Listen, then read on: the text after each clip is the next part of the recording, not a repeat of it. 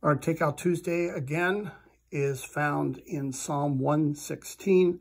This is really a thanksgiving for, as you see, for recovery from illness or even illness unto death. So serious challenges, and then here David wrote this psalm. We'll read the first 4 verses and then continue with verse 12.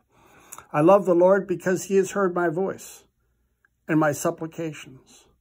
Because he inclined his ear to me, therefore I will call on him as long as I live. The snares of death encompass me. The pangs of Sheol laid hold on me.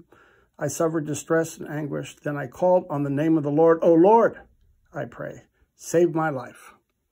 Now, verse 12. What shall I return to the Lord for all his bounty to me?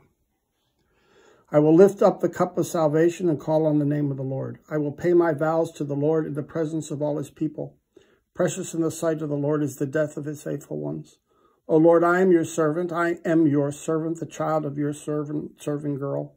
You have loosed my bonds. I will offer to you a thanksgiving sacrifice and call on the name of the Lord. I will pay my vows to the Lord in the presence of all his people, in the courts of the house of the Lord, in your midst, O Jerusalem. Praise the Lord. This is a psalm that's often quoted and used by pastors right before communion. Often they will say this prayer, I will lift up the cup of salvation and call on the name of the Lord. I will pay my vows to the Lord in the presence of his people. It's just a beautiful thing. I will pay my vows to the Lord in the presence of all his people. In the courts of the house of the Lord, in the midst, O Jerusalem, praise the Lord.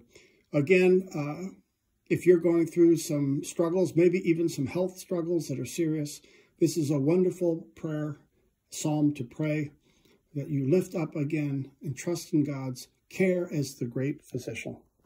Thanks for joining us on this Takeout Tuesday. Bye-bye now.